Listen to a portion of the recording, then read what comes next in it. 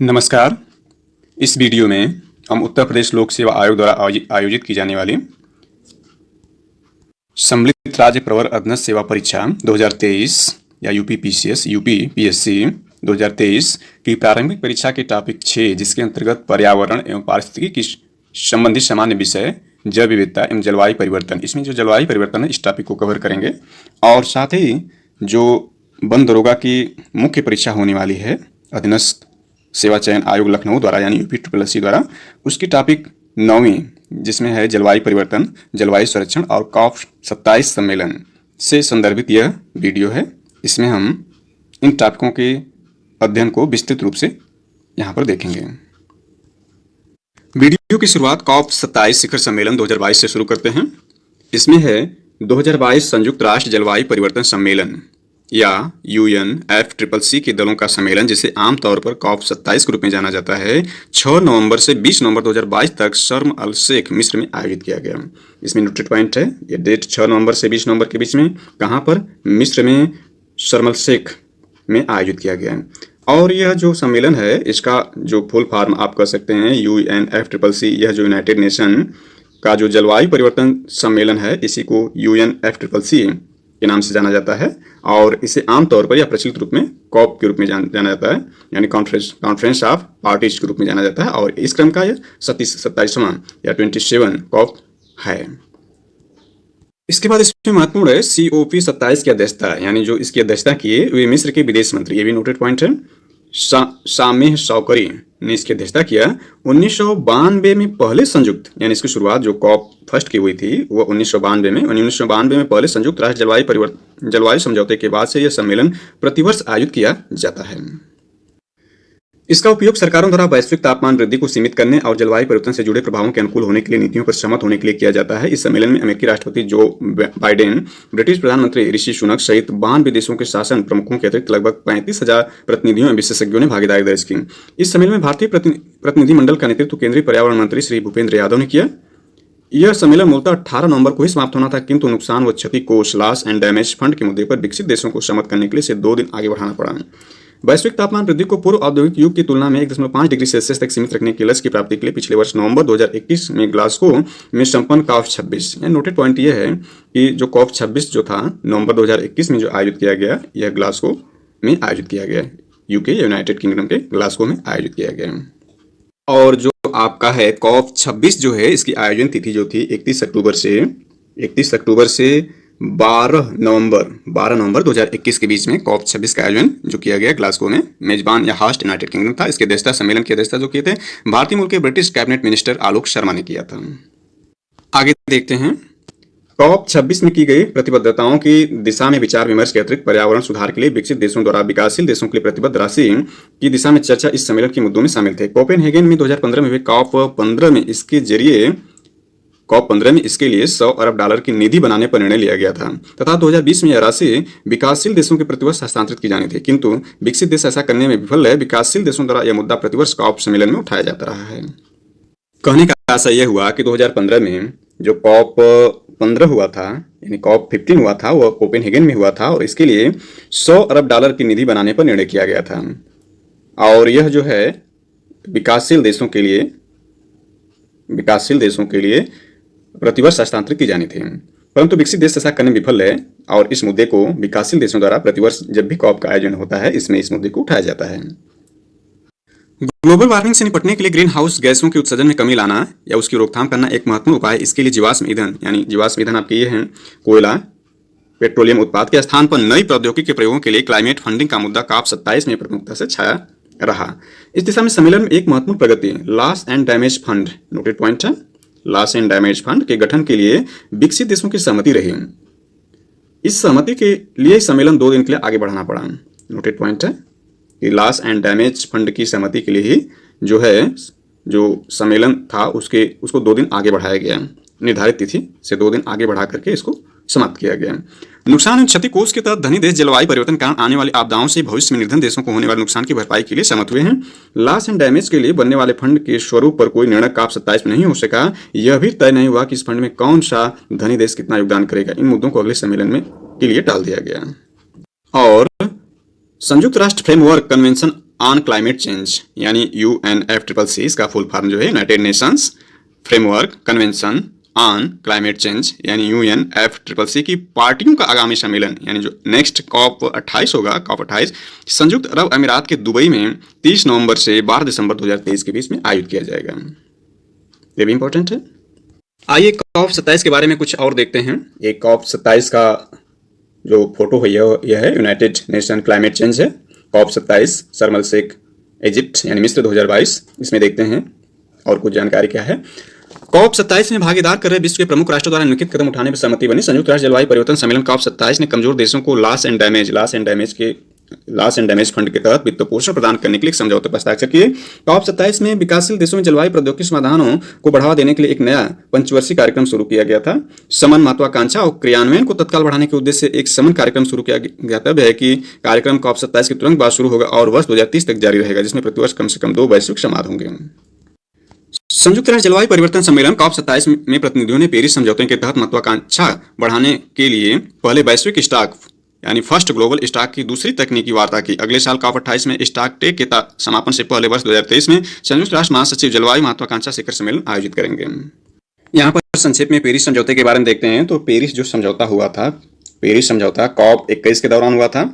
COP21 यानी COP21 के दौरान पेरिस समझौता हुआ था, जिसमें 196 पार्टियों ने यानी कॉन्फ्रेंस ऑफ पार्टी में 196 जो देश थे या पार्टियों ने 12 दिसंबर 2015 को आम सहमति से अपनाया था और इन 195 सदस्यों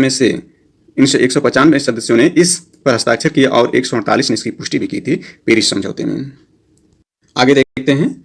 शर्म एल शेख अनुकूलन एजेंडा के तहत वर्ष 2030 तक सबसे अधिक जलवायु संवेदनशील समुदाय में रहने वाले 4 अरब लोगों के लिए लचीलापन बढ़ाने हेतु 30 अनुकूलन परिणामों की रूपरेखा तैयार करना है। जलवायु परिवर्तन समस्या और संभावित समाधानों दोनों के रूप में जल के महत्व को प्रतिबिंबित करने हेतु जल अनुकूलन और लचीलापन पहल पर कार्रवाई अवेयर कार्यक्रम शुरू किया गया है। अवेयर AWARE कार्बन क्रेडिट उत्पादन के विकास हेतु एवं अफ्रीका में रोजगार के अवसर पैदा करने हेतु अफ्रीकी कार्बन बाजार पहल यानी ACMI शुरू की गई। वैश्विक नवीनीकरणीय गठबंधन, जिसके तहत पहली बार एक त्वरित ऊर्जा संक्रमण सुनिश्चित करने के लिए ऊर्जा संक्रमण के लिए आवश्यक सभी तकनीकों को एक साथ लेकर आता है, जो ऊर्जा को सतत विकास और आर्थिक विकास के स्तंभ के रूप में स्थापित कर सके। भारत सरकार द्वारा जलवायु परिवर्तन से निपटने हेतु किए जा रहे प्रयासों में शामिल है। इसमें देखते हैं भारत सरकार द्वारा क्या प्रयास किया जा रहा है जलवायु परिवर्तन से निपटने के लिए। तो इसमें COP26 के तहत प्रधानमंत्री द्वारा दिए गए पंचामृत घटक, जैसा कि अभी हमने ऊपर देखा कि COP26 जो आपका है COP26 जलवायु सम्मेलन 2021 जो किया गया वह ग्लासगो में किया गया और इसका मेजबान हास्ट जो था यूनाइटेड किंगडम था और इसकी अध्यक्षता जो की थी वह भारतीय मूल के British cabinet minister Alok Sharma ने की थी और इसका आयोजन था 13 अक्टूबर से 12 नवंबर 2021 के बीच में। इसके संदर्भ में जलवायु परिवर्तन से लड़ने के प्रयास में पीएम मोदी ने ग्लासगो में संपन्न COP26 यानी जो COP26 है शिखर सम्मेलन के दौरान 1 नवंबर नोटेड पॉइंट है कि 1 नवंबर 2021 को अपने संबोधन में दुनिया को 1.5 डिग्री सेल्सियस के लक्ष्य यानी तापमान जो है तापमान वृद्धि है 1.5 डिग्री सेल्सियस के लक्ष्य को प्राप्त करने के लिए पंचामृत रणनीति का प्रस्ताव रखा, जो इस प्रकार से है। यानी जो 5 रणनीतिक प्रस्ताव रखा उसमें पहला जो है वह यह है कि भारत 2070 नोटेड पॉइंट है कि 2070 तक शुद्ध शून्य carbon net zero carbon emission प्राप्त कर लेगा। दूसरा है वर्ष 2030 तक भारत यह सुनिश्चित करेगा कि उसकी 50% ऊर्जा आवश्यकताएं अक्षय ऊर्जा स्रोतों से प्राप्त की जाएगी, यानी 50% जो है वो जो ऊर्जा आवश्यकता है अक्षय ऊर्जा स्रोतों से प्राप्त की जाएगी। और 5 में तीसरा है भारत अब से लेकर यानी 2021 से लेकर के 2030 तक के कुल प्रोजेक्ट कार्बन एमिशन में 1 बिलियन टन की कमी करेगा, यानी 1 बिलियन टन की कमी करेगा प्रोजेक्ट कार्बन एमिशन में। और चौथा उसमें है पंचामृत रणनीति में चौथा है भारत अपने सकल घरेलू उत्पाद की प्रति इकाई उत्सर्जन तीव्रता को 45% से कम करेगा। और 5वां जो था वह है भारत वर्ष 2030 तक 500 नोटेड पॉइंट है 500 गीगावाट नवीकरणीय ऊर्जा उत्पन्न करने हेतु सिस्टम भी स्थापित करेगा, जो कि हमारे वर्तमान लक्ष्य से 50 गीगावाट की वृद्धि होगी। तो ये आपका COP26 के तहत प्रधानमंत्री द्वारा दिया गया पंचामृत घटक रहा। नेक्स्ट है जलवायु परिवर्तन पर राष्ट्रीय कार्य योजना 2008 NAPCC। इसको आगे हम देखेंगे डिटेल में यह क्या है। इसके बाद जलवायु परिवर्तन पर राज्य कार्य योजना SAPCC और राष्ट्रीय अनुकूल कोष नेशनल एडाप्टेशन फंड, अंतर्राष्ट्रीय सौर गठबंधन, पेरिस समझौते के प्रति प्रतिबद्धता, इसको भी हमने देखा ऊपर, राष्ट्रीय हाइड्रोजन ऊर्जा मिशन और आपका राष्ट्रीय अपतटीय पवन ऊर्जा नीति। ये सारे कार्यक्रम भारत सरकार द्वारा शुरू किए गए जलवायु परिवर्तन से निपटने हेतु ये भारत सरकार के प्रयास हैं, महत्वपूर्ण प्रयास हैं। निष्कर्ष में देखते हैं क्या इसमें निष्कर्ष है। अंततः जलवायु परिवर्तन से उत्पन्न समस्या ने विश्व के लिए नवीन चुनौतियां पैदा की, जिससे निपटने हेतु अनेक प्रयास किए जा रहे हैं, जिसमें COP27 सम्मेलन उत्सर्जन को कम करने में वित्तीय समस्या को सुलझाने की दृष्टि से आशाजनक प्रतीत होता है। हालांकि जलवायु परिवर्तन की इस वैश्विक समस्या ने विश्व के 3 सबसे बड़े उत्सर्जकों विकसित देशों निस्संदेह भारत द्वारा एक अधिक व्यापक भूमिका का निर्वाह किया जाना अविशेष है। आइए अब आगे देखते हैं हरित गृह प्रभाव एवं जलवायु परिवर्तन। इसको विस्तार से देखते हैं यह क्या चीज है। ग्रीन हाउस इफेक्ट या हरित गृह प्रभाव वेरी वेरी इंपॉर्टेंट है। पृथ्वी पर ऊर्जा विद्युत चुंबकीय विकिरणों के रूप में पहुंचती है। ये भी नोटेड पॉइंट है कि पृथ्वी पर ऊर्जा जो है विद्युत चुंबकीय विकिरणों के रूप में पहुंचती है, जिससे सौर ऊर्जा कहा जाता है। यानी सौर ऊर्जा जो पहुंचती है विद्युत चुंबकीय विकिरणों के रूप में पहुंचती है। सौर ऊर्जा मुख्यतः पराबैंगनी, दृष्टिगोचर विकिरणें, अवरक्त विकिरणें होती हैं।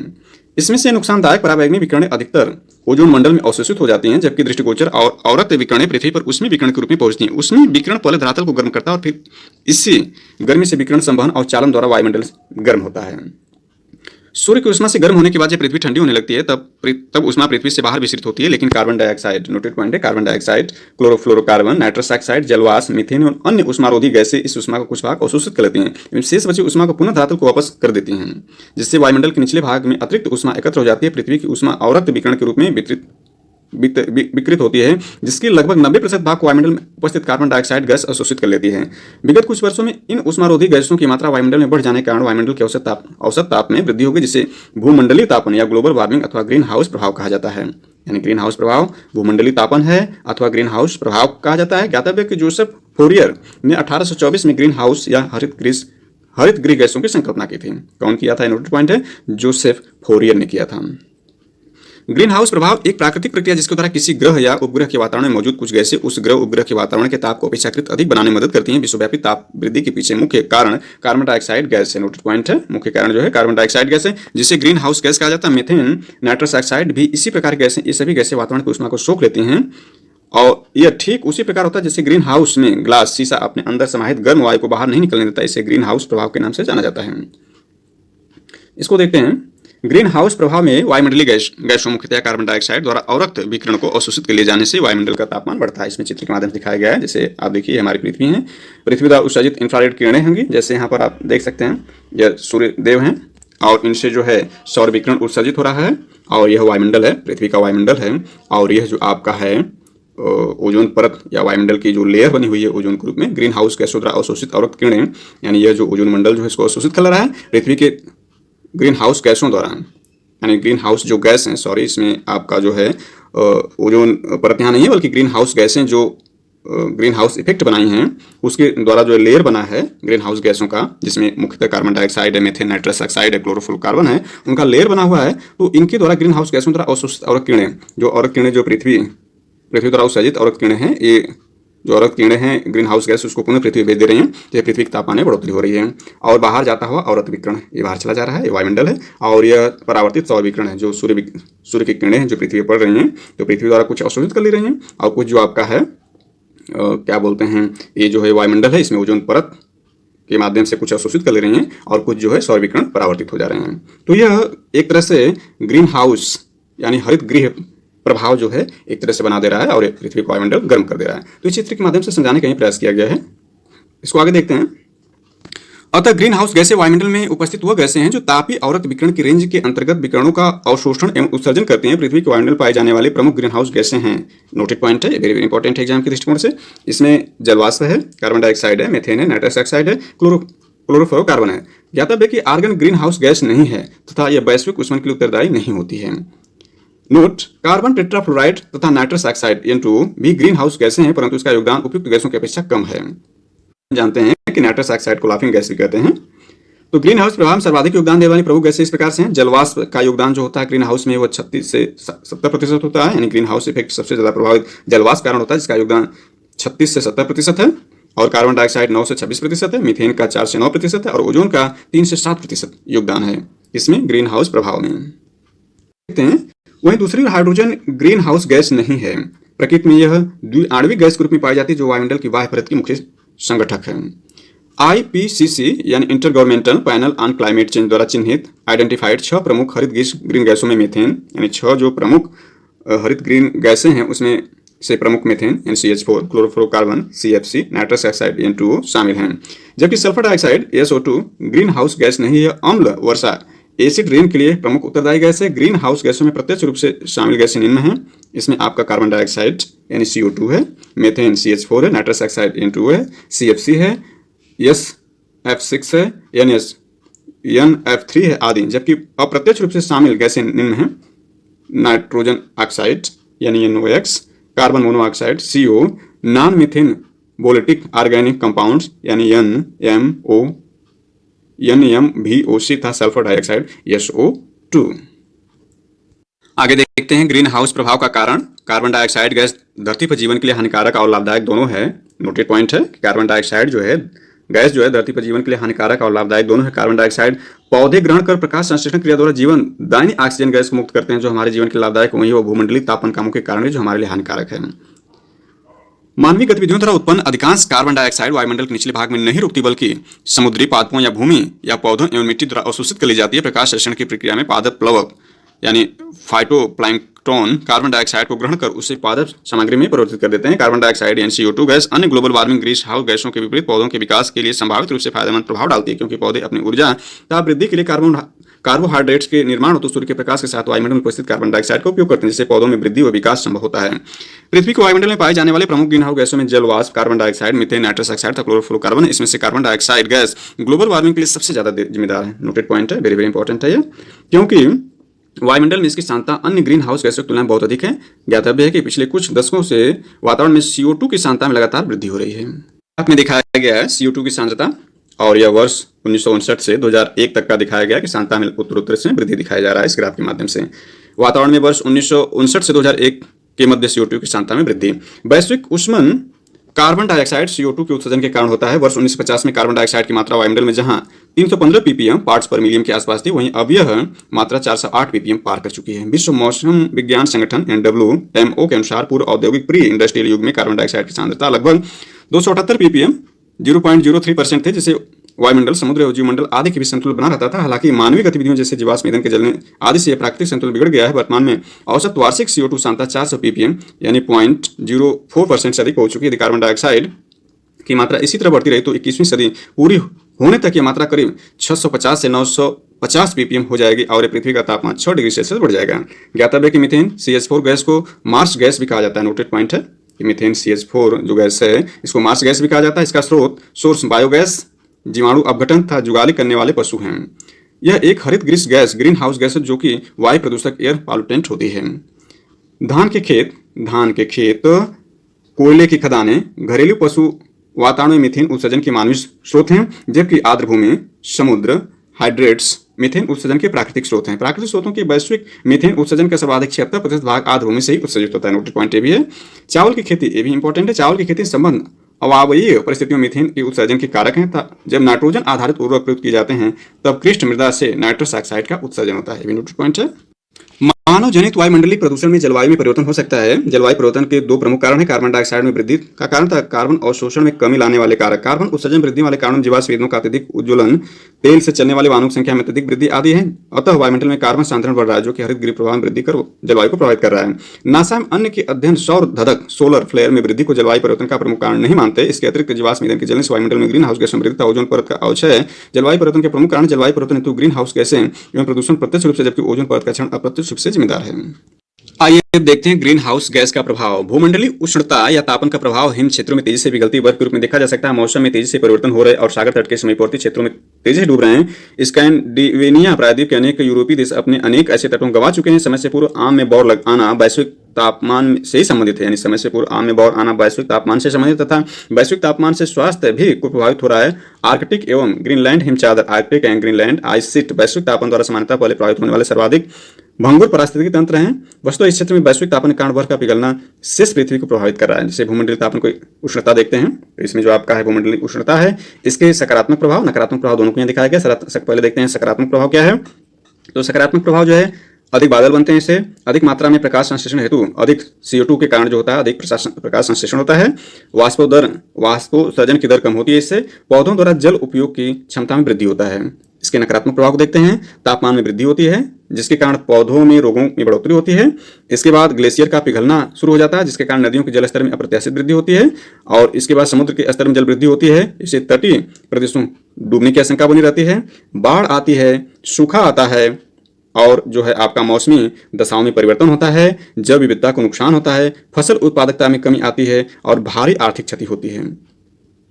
देखते हैं इसमें आईपीसीसी यानी inter governmental panel on climate change द्वारा प्रकाशित एसेसिंग के vulnerability and the risk from climate change नामक रिपोर्ट के अनुसार विश्व तापमान पूर्व औद्योगिक स्तर से 2 डिग्री सेल्सियस बढ़ जाता है तो विश्व भर में प्रवाल मौर्यता कोरल मोर्टेलिटी घटित होगी तथा साथ ही पृथ्वी पारिस्थितिक तंत्र का 1/6वां भाग रूपांतरित हो जाएगा और पृथ्वी ज्ञान प्रजातियों का 1/4 भाग विलुप्त होने के कगार पहुंच जाएगा। यदि विश्व का तापमान पूर्व औद्योगिक स्तर से 3 डिग्री सेल्सियस अधिक बढ़ जाता है तो स्थलीय जीवमंडल एक नेट कार्बन स्रोत की ओर प्रवृत्त होगा, साथ ही पारिस्थितिक तंत्र का 1/5वां भाग रूपांतरित हो जाएगा और 30% भाग ज्ञान प्रजातियां विलुप्त होने के कगार पहुंच जाएंगी।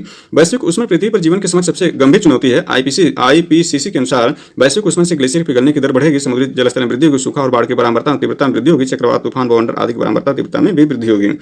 जलवायु परिवर्तन पर अंतर सरकारी पैनल आईपीसीसी के अनुसार वर्ष 1990 और 2100 यानी 2100 के मध्य तापमान में 1.4 से 5.8 डिग्री सेल्सियस की वृद्धि का अनुमान व्यक्त किया गया है। इस वैश्विक ताप वृद्धि के परिणामस्वरूप ध्रुवीय क्षेत्रों सहित विश्व के 144 में से 142 तटीय पर्वतीय हिमटोपियों के पिघलने की आशंका से समुद्र सतह में वृद्धि अवश्य संभावी है। आईपीसीसी के अनुसार वर्ष 1990 से 2100 के बीच में समुद्र सतह में 0.33 से 0.45 मीटर वृद्धि का अनुमान लगाया गया। मानते पिछले हिमयुग से अब तक लगभग 390 फीट समुद्र स्तर सतह में वृद्धि हो चुकी है। समुद्र सतह में वार्षिक वृद्धि की दर 3 मिलीमीटर अनुमानित की गई है। उदाहरण के लिए फिजी में समुद्र तल में वृद्धि दर 0.15 मीटर यानी 6 इंच प्रतिवर्ष है। इससे फिजी के डूबने का संकट आसन है।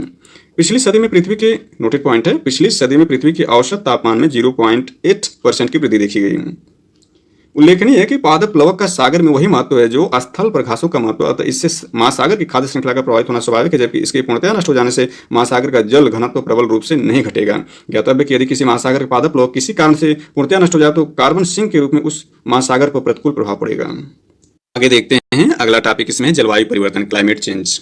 इसमें पृथ्वी पर पहुंचने वाले सौर विकिरणों की मात्रा में परिवर्तन के लिए सूर्य के संदर्भ में पृथ्वी की स्थिति में बदलाव को उत्तरदायी है। यह परिवर्तन जलवायु परिवर्तन के खगोल शास्त्रीय सिद्धांत के अनुसार होता है। वैज्ञानिक सिद्धांत को मिलानकोविच परिकल्पना भी कहते हैं। उल्लेखनीय है कि मिलुटिन मिलानकोविच सर्बिया के खगोलविद थे।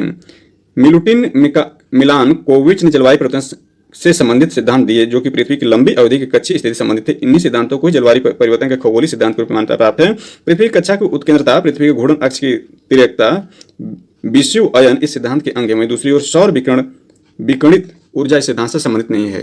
नोटेड पॉइंट है कि दूसरी ओर सौर किरणित ऊर्जा इस सिद्धांत से संबंधित नहीं है, जबकि ये सब संबंधित हैं। उल्लेखनीय कि जलवायु परिवर्तन पर अंतर सरकारी पैनल यानी आईपीसीसी जो कि संयुक्त राष्ट्र के तत्वाधान में गठित अंतर सरकारी वैज्ञानिक निकाय के अनुसार ग्रीन हाउस हरित गृह गैसें वे हैं जो पृथ्वी वातावरण तथा बादलों द्वारा उत्सर्जित ऊष्मीय अवरक्त विकिरण को उत्सर्जित करते हैं, जिसमें से प्रमुख हैं यानी ग्रीन हाउस गैसें आपके हैं कार्बन डाइऑक्साइड, जलवाष्प, नाइट्रस ऑक्साइड, मीथेन और ओजोन जो कि साधारणतः पृथ्वी के वायुमंडल में उपस्थित रहती हैं। जलवायु परिवर्तन के मापन हेतु हिम तत्व आई स्कोर किसी ग्लेशियर या बर्फ की चादर को छेद कर प्राप्त किया गया एक बेलनाकार नमूना है। ये नोटेड पॉइंट है। आई स्कोर अतीत की जलवायु और वातावरण की जांच के लिए सबसे प्रत्यक्ष और विस्तृत अभिलेख। आई स्कोर में जलवायु परिवर्तन को क्रायोजेनिक संकेतक प्राप्त किया जाता है। ग्रीनलैंड और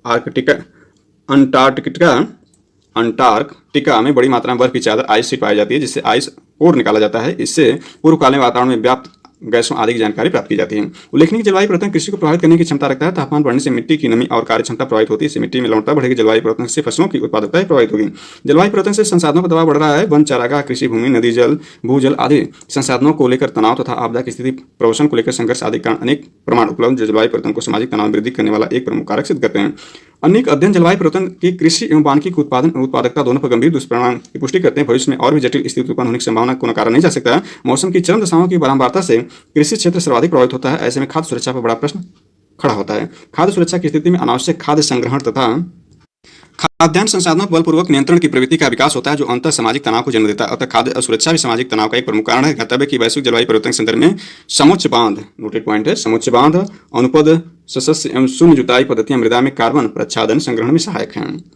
कार्बन प्रच्छादन का तात्पर्य कार्बन का पौधों, भूगर्भिक संरचनाओं एवं समुद्र के दीर्घकालिक संग्रहण से होता है। कार्बन डाइऑक्साइड के मनोविध उत्सर्जनों के कारण आसन्न भूमंडलीय तापन के न्यूनीकरण के संदर्भ में कार्बन प्रच्छादन हेतु परिव्यक्त एवं गैर लाभकारी कोयला संस्तर, निशेष तेल एवं गैस भंडार तथा भूमिगत गंभीर लवणीय शैल समूह संभावित स्थान हो सकते हैं। वर्तमान में 2017 के नवीन उपलब्ध आंकड़ों के अनुसार कार्बन डाइऑक्साइड CO2 उत्सर्जन सर्वाधिक योगदान करने वाला देश चीन है। वर्तमान में, जबकि वर्तमान का मतलब 2022 के आंकड़ों के हिसाब से देखें तो एडगर डेटाबेस के अनुसार विश्व में सबसे अधिक कार्बन डाइऑक्साइड गैस का उत्सर्जन करने वाला देश चाइना ही है। यानी वर्तमान में भी ये 2017 का डाटा है और लेटेस्ट 2022 का डाटा को देखें तो भी चाइना पहले पोजीशन पर है। जबकि सर्वाधिक प्रति व्यक्ति कार्बन यानी पर पर्सन कैप्टा कार्बन डाइऑक्साइड उत्सर्जन को देखें तो इसमें पहली पोजीशन पर अमेरिका है। और जबकि दुनिया में सबसे कम जो कार्बन उत्सर्जन करता है, सबसे ज़्यादा तो हमने देखा कि वर्तमान में 2022 के आंकड़ों के हिसाब से चाइना है और प्रति व्यक्ति कार्बन के हिसाब से जो वर्तमान में यानी 2022 के आंकड़ों के हिसाब से वो अमेरिका है। लेकिन दुनिया में एक ऐसा देश भी है जो सबसे कम कार्बन उत्सर्जन करता है, वह देश है भूटान, यानी भारत का पड़ोसी देश भूटान। भूटान के जंगल एक साल में 90 लाख टन कार्बन डाइऑक्साइड अवशोषित करते हैं, यानी 90 लाख जो है एक साल में कार्बन डाइऑक्साइड अवशोषित करते हैं। जबकि इस देश के हर साल कुल कार्बन उत्सर्जन यानी इस देश में 40 लाख टन कार्बन जो होता है, 40 लाख टन से भी कम जो कार्बन उत्सर्जन होता है। और जबकि इसके पेड़ पौधे जो होते हैं वह 90 लाख टन से अवशोषित कर लेंगे, मतलब अवशोषण की मात्रा ज़्यादा है, उत्सर्जन की मात्रा कम है भूटान में। ये जो डाटा है वर्तमान में भी ये सत्य है, पहले स्थान पर चाइना है और कुल उत्सर्जन में जो आपका है अमेरिका दूसरे स्थान पर, यूरोपीय संघ तीसरे स्थान पर और भारत जो वर्तमान में चौथे स्थान पर है, रूस पांचवें स्थान पर है। तो ये डाटा आज भी वैसे ही है, हालांकि इसका प्रतिशत बदल गया है। चीन विश्व का सबसे बड़ा ग्लोबल कार्बन उत्सर्जक देश है। भूटान को विश्व का शीर्ष कार्बन नेगेटिव देश माना गया है, इसको अभी हमने देखा। एशिया पैसिफिक संघ एपेक की जनसंख्या विश्व की कुल जनसंख्या के 41% है, विश्व के कुल ऊर्जा उपयोग के 48% का उपयोग करते हैं। एपेक देशों का विश्व के कुल हरित गृह गैसों के उत्सर्जन में 48% से अधिक का योगदान है। एपेक देश क्योटो प्रोटोकॉल का समर्थन करते हैं, परंतु इसके कुछ देशों ने इसका अनुमोदन नहीं किया है। यहाँ पर थोड़ा सा एपेक के बारे में चर्चा कर लें तो एपेक यानी एशिया पैसिफिक संघ जो एपेक है, एपेक जो है यह आपका 21 पैसिफिक रिम सदस्य अर्थव्यवस्थाओं का एक मंच है। यानी इसमें एपेक में कुल 21 देश शामिल हैं और इसकी स्थापना 1989 में की गई थी और इसका मुख्यालय जो हेडक्वार्टर है सिंगापुर में है। इसी से संबंधित एक और है ओपेक। ओपेक जो है यह जो है तेल संगठन देशों का एक समूह है ओपेक, जिसमें वर्तमान में 13 सदस्य देश हैं। यानी ओपेक में जो है 13 सदस्य देश हैं, जो तेल देशों का संगठन है ओपेक, और इसमें 13 सदस्य हैं और एपेक में 21 सदस्य हैं। भारत इन दोनों में से किसी का सदस्य नहीं है। इस पर आधारित PYQ देखते हैं तो वर्ष 2015 में जलवायु परिवर्तन सम्मेलन कहाँ हुआ था? इसका आंसर ए ही है, यह पेरिस में छत्तीसगढ़ PCS प्री 2015 का क्वेश्चन है। 2015 में 21वां जलवायु परिवर्तन यानी COP 21 सम्मेलन पेरिस में हुआ था। वर्ष 2018 में 24वां जलवायु परिवर्तन सम्मेलन कोटोविस पोलैंड में हुआ और अभी लेटेस्ट हमने देखा 2022 में COP 27वां आयोजन हुआ जो मिस्र के शर्म एल शेख में आयोजित किया गया। 27वां और 28वां जो आपका होगा वह आपका यूनाइटेड अरब अमीरात के दुबई में आयोजित किया जाएगा 28वां COP।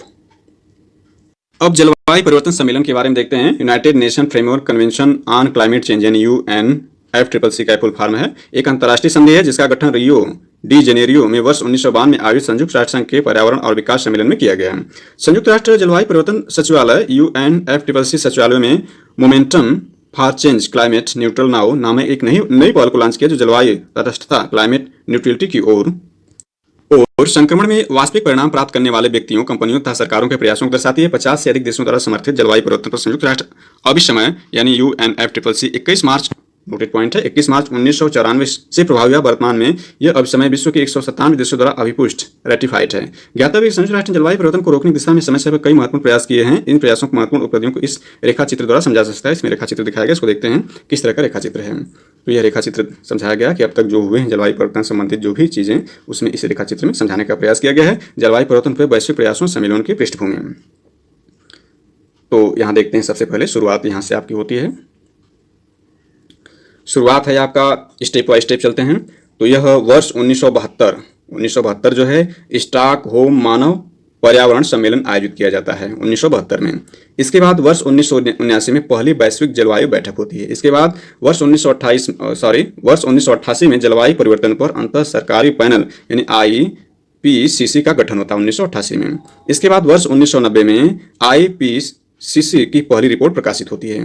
इसके बाद वर्ष 1991 में अंतर सरकारी समझौता कमेटी INC की पहली बैठक होती है। इसके बाद वर्ष 1992 जो कि बहुत ही महत्वपूर्ण है, पृथ्वी सम्मेलन रियो डी जेनेरियो यानी ब्राजील के रियो डी जेनेरियो में आयोजित किया जाता है। INC द्वारा UNFCCC टेक्स्ट अंगीकृत किया जाता है। इसके बाद वर्ष 1995, ये भी वेरी वेरी इंपॉर्टेंट है, वर्ष 1995 पहली कॉन्फ्रेंस ऑफ पार्टी यानी COP 1 की बैठक बर्लिन यानी जर्मनी में आयोजित की जाती है। इसके बाद वर्ष 1997 में क्योटो प्रोटोकॉल अंगीकृत किया जाता है अर्थात यह सम्मेलन जापान में आयोजित किया जाता है। इसके बाद जो आपका है इसके बाद जो आपका है पहली प्रतिबद्धता सीमा वर्ष 2008 से 2012 तक रखी जाती है, यानी क्योटो प्रोटोकॉल की पहली प्रतिबद्धता सीमा 2008 से 2012 तक रखी जाती है। इसके बाद जो है वर्ष 2001 में माराकेश समझौता होता है, और माराकेश समझौता जो है क्योटो प्रोटोकॉल को क्रियान्वित करने हेतु विस्तृत नियमों का प्रावधान करता है। इसके बाद वर्ष 2005 जो था क्योटो प्रोटोकॉल प्रभाव में आता है, और इस दौरान मॉप 1 की बैठक आयोजित की जाती है, यानी मॉप की पहली बैठक जो है 2005 में आयोजित की जाती है। मॉप 1 का मॉप मीन्स होता है मॉन्ट्रियल प्रोटोकॉल। मॉन्ट्रियल प्रोटोकॉल जो है ओजोन परत से संबंधित एक प्रोटोकॉल है। इसका मॉप 1 जो है पहली बैठक 2005 में आयोजित की गई, और जबकि लेटेस्ट यानी 34वीं इसकी जो मीटिंग अभी 2022 में यानी 31 अक्टूबर से 4 नवंबर 2022 को आयोजित की गई, वह कनाडा में आयोजित की गई, कनाडा के मॉन्ट्रियल में आयोजित की गई। मॉप 34 2022 का जो था वो मॉप 34 था, और फर्स्ट इसका 2005 में आयोजित किया गया। इसके बाद इसमें जो आपका है 2007 में बाली रोड मैप आयोजित किया गया इंडोनेशिया की बाली में। इसके बाद बाली एक्शन प्लान आयोजित किया जाता है। वर्ष 2009 में कोपेनहेगन समझौता होता है, और कोपेनहेगन के अंतर्गत $100 बिलियन वर्ष 2020 तक एकत्रित करने का लक्ष्य बनाया जाता है। और 2010 में कानकुन समझौता होता है, और इस पर हरित जलवायु कोष ग्रीन क्लाइमेट फंड बनाने की सहमति बनती है, और वर्ष 2011 डरबन प्लेटफॉर्म तैयार होता है। इस पर जो है वर्ष 2020 से नई वैश्विक जलवायु व्यवस्था बनने की सहमति होती है, और इसके बाद जो है आपका वर्ष 2012 दोहा वार्ता यानी क्योटो प्रोटोकॉल का द्वितीय चरण शुरू होता है 2013 से 2020 तक। इसमें जो आपका है ग्रीन हाउस गैस उत्सर्जन को वर्ष 1930 के स्तर की तुलना में 18% घटाने का लक्ष्य निर्धारित किया जाता है। इसके बाद वर्ष 2013 में वर्षा सम्मेलन होता है, UN रेज प्लस की संस्कृति इसमें होती है, और इसमें जो है फिर वर्ष 2014 में लीमा यानी पेरू की लीमा में वार्ता होती है। इसके अंतर्गत जो आपका है पेरिस बैठक के लिए पृष्ठभूमि तैयार की जाती है, और 2015 में पेरिस समझौता होता है। सामान्य किंतु विभेदीकृत जिम्मेदारियों का सिद्धांत बनाया जाता है, और पेरिस समझौते के बाद जो आपका होता है वह समझौता पेरिस समझौता जो होता है COP 21 के अंतर्गत 2015 में इसमें औद्योगिक से पूर्व के स्तर के वैश्विक तापमान 2 डिग्री सेल्सियस की वृद्धि नहीं की जाएगी समझौता बनता है। फिर 2016 में मराकेश सम्मेलन होता है। इसके बाद 2017 में बान सम्मेलन 2017 में होता है, और इसके बाद 2018 में कोटिविस जलवायु सम्मेलन 2018 आयोजित किया जाता है। और अभी लेटेस्ट हमने देखा, लेटेस्ट का मतलब COP जो आपका 26 था, यह ग्लासगो में स्कॉटलैंड के ग्लासगो में आयोजित किया गया COP 26, और जो है आपका COP 27 जो है यह मिस्र के शर्म एल शेख में आयोजित किया गया, और नेक्स्ट जो COP 28 होगा यह UAE के दुबई में प्रस्तावित है। तो इस तरह से जलवायु परिवर्तन पर वैश्विक प्रयासों से सम्मेलनों की पृष्ठभूमि यहाँ पर रेखाचित्र में दिखाई गई है। यहाँ पर दिया है mop 1 the first meeting of parties of the Kyoto protocol. उल्लेखनीय के वर्ष 2015 में संयुक्त राष्ट्र का 21वां जलवायु परिवर्तन सम्मेलन COP 21 पेरिस में हुआ। वर्ष 2016 में 22वां जलवायु परिवर्तन सम्मेलन COP 22 मराकेश मोरक्को में आयोजित किया गया था। वर्ष 2017 में 23वां जलवायु परिवर्तन सम्मेलन COP 23 बान जर्मनी में आयोजित किया गया था, और वर्ष 2018 में 24वां जलवायु परिवर्तन सम्मेलन कोटोविस पोलैंड में आयोजित किया गया। और हमने देखा अभी लेटेस्ट जो था उसके बारे में चर्चा कर चुके हैं। हरित जलवायु निधि UNFCCC की रूपरेखा के अंतर्गत एक कोष रहता है। इसकी स्थापना जलवायु परिवर्तन से निपटने हेतु विकासशील देशों के अनुकूलन एवं न्यूनीकरण प्रक्रियाओं की सहायता प्रदान करने के उद्देश्य की गई। यह कोष GCF बोर्ड द्वारा प्रकाशित होता है। इस बोर्ड के 24 सदस्य संयुक्त राष्ट्र जलवायु परिवर्तन सम्मेलन 2010 यानी COP 16 कानकुन मैक्सिमम में 29 नवंबर से 10 दिसंबर के मध्य आयोजित किया गया था। कानकुन सम्मेलन में एक हरित जलवायु कोष GCF का प्रावधान किया गया। इंपॉर्टेंट है, इसका प्रावधान किया गया था GCF का, वो कानकुन सम्मेलन में किया गया था।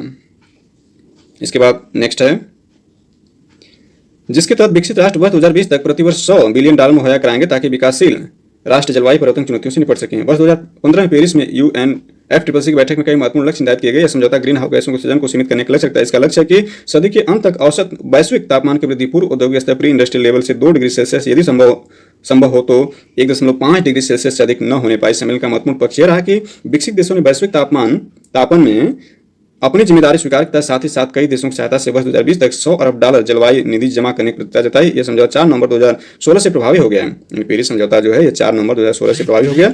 सॉरी,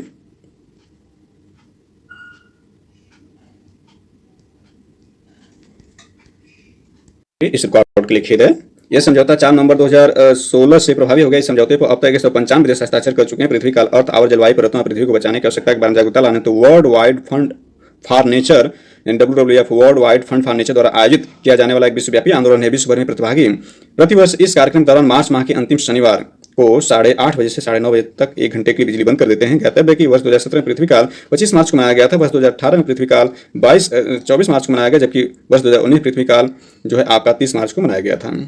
और 2022 में जो है आपका अर्थ आवर जो था 26 मार्च को मनाया गया, और जबकि 2023 में जो अर्थ आवर होगा वो 25 मार्च को मनाया जाएगा।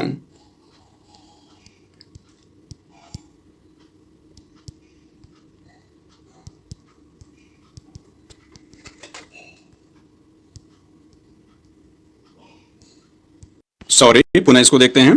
2022 में जो है अर्थ आवर जो है यानी पृथ्वी काल जो मनाया गया था 26 मार्च 2022 को मनाया गया था, और 2023 में जो है अर्थ आवर या पृथ्वी काल जो है 25 मार्च 2023 को मनाया जाएगा।